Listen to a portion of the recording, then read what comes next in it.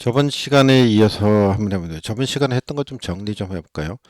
그 단락 사고가 발생했을 때 이거에 대처하기 위해서 우리가 단락 전류와 단락 용량을 계산을 해야 된다 그랬죠? 단락 용량을. 그래서 요거에 대해서 배웠는데 일단은 단락 전류 IS는 어떻게 구한다 그랬습니까? 임피던스 분의 E 전원 전압이죠. 이게 전원 전압. 저항으로 나눈 거죠. 이게 저항이죠. 임피던스 나누면은 당연히 전류가 나오게 되겠죠. 요게 이제 기본이었죠. 그리고 뭐라 그랬죠? 요 임피던스는 어디? 사고 지점. 사고 지점까지. 사고 지점까지 임피던스만 따진다 그랬죠. 이런 얘기 했었고. 단락 용량을 보면 단락 용량은 어떻게 계산한다 그랬습니까? 단락 용량은 우리 단상이고 삼상일 때 얘기했었는데 단상일 때 어떻게 하죠? 단상일 때 PS는 V 전압에다가 전류를 단락 전류를 곱하신다 이런 얘기죠. 이게 단락 전류죠. 지금 뭐 당연하죠. 상식적인 거니까. 이게 이제 단상일 때고 삼상일 때는 어떻게 계산한다 그랬습니까? 앞 여기다 V에다가 IS에다 위에 거 똑같죠? 여기 역시 단락 전류가 들어간다. 하지만 삼상일 때는 앞에 이거 뭐가 붙는다고요? 루트 3이 붙는다. 요거 외엔 다른 게 없죠. 그래서 루트 3을 넣으면 되겠다. 항상 루트 3이 삼상에서는 따라 들어가잖아요. 이렇게 해서 계산을 했죠. 그 다음에 가장 중요한 건 뭐였죠? 퍼센트 임피던스죠. 퍼센트 임피던스다. 퍼센트 임피던스법이다. 퍼센트 임피던스법으로 계산을 한다 이런 얘기죠. 그래서 요 퍼센트 임피던스인데 퍼센트 임피던스는 어떻게 계산한다 그랬습니까? 자, 퍼센트 임피던스는 원래 전격에 대한 어느 비율을 얘기한다 그랬죠. 퍼센트 임피던스법에서 그 비율을 계산하기 때문에 자, 이건 이제 따지자면 2에 대해서 전원 전압에 비해서 전원 전압에 대한 저항에 의한 임피던스에 의한 전압 강화를 얘기한다 그랬죠. 그래서 전격 전류가 흐를 때 임피던스 위에 게 뭐라 그랬습니까? 위에 게 전압이죠. 여기 전압이죠. 이걸 뭐라 그래? 임피던스잖아. 임피던스에 의한 임피던스에 걸리는 전압, 임피던스에 의한 그러니까 전압 강화라고 볼 수 있죠. 전압 강화. 그러니까 쉽게 말해서 전원 전압에 대한 임피던스의 전압 강화의 비를 얘기하는 거죠. 100%로 나타나니까 곱하기 100을 하시면 퍼센트 임피던스가 될 텐데 위에 게 전압이고 아래 것도 전압이기 때문에 둘이 이렇게 약분하면 이거 단위가 있다 없다? 단위가 없다. 그래서 계산하기 쉽다.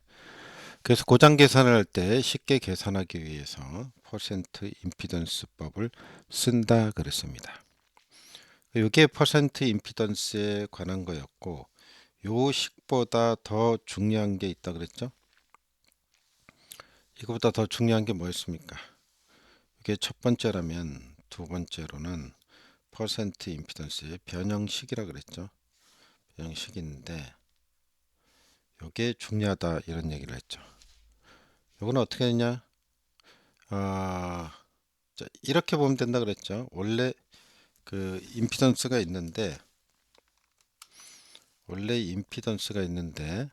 요 임피던스에 대해서 이렇게 P 나누기 요 이제 전격 용량이죠. 나누기 10V 제곱이다. 그래서 요만큼의 배율만큼 더해주면 뭐에서 임피던스에서 요만큼 배율만큼 더해주면 뭐가 된다고요?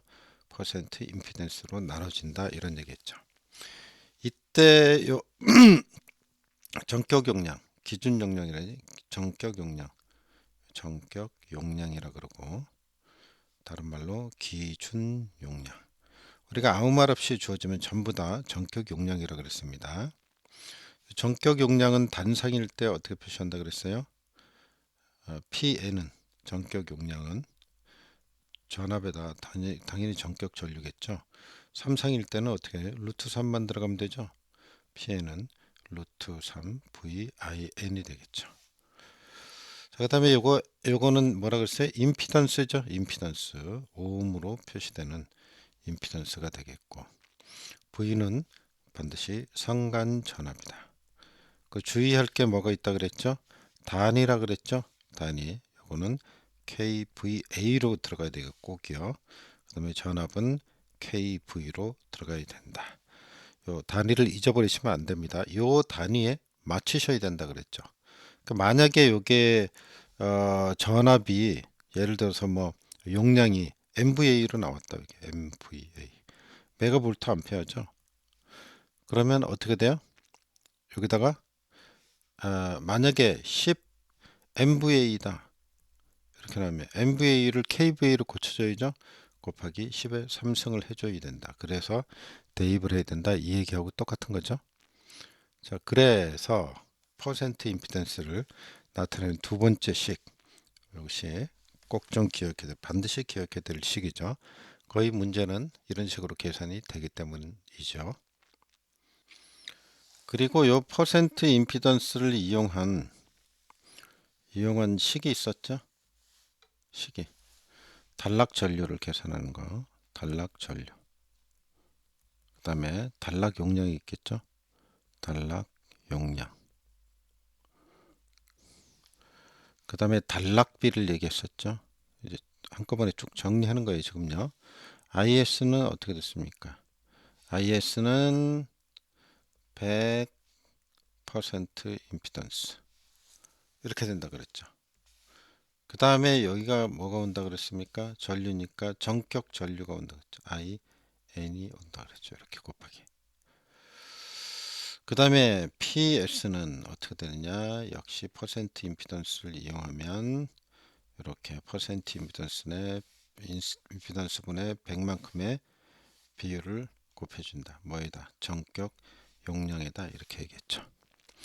그래서 결국은 어떻게 되니까 여기 전격이죠. 전격 전류, 전격 용량. 전격 전류나 전격 용량에 요만큼 여기서 퍼센트 임피던스의 100만큼의 비율을 했을 때 IS하고 PS가 된다. 그래서 이 비율을 뭐라 그런다고 그랬어요? 이 비율을 단락비라 그런다 그랬죠. 뭐라 그런다고요? 단락비. 그러니까 단락비만큼을 곱해준다 이런 얘기입니다. 이게 단락비라 그랬죠.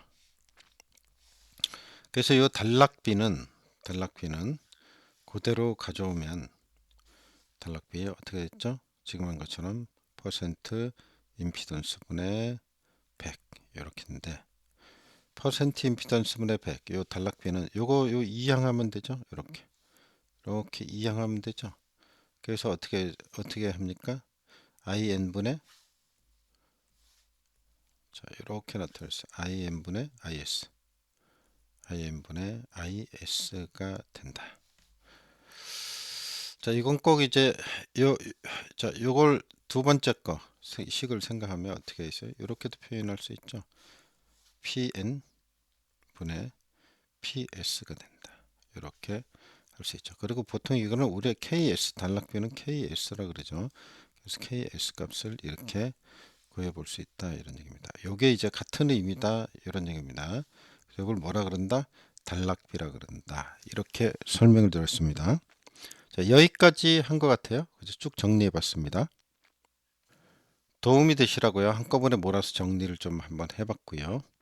잠깐 쉬었다 좀 간단한 좀 문제 유형을 보도록 하겠습니다.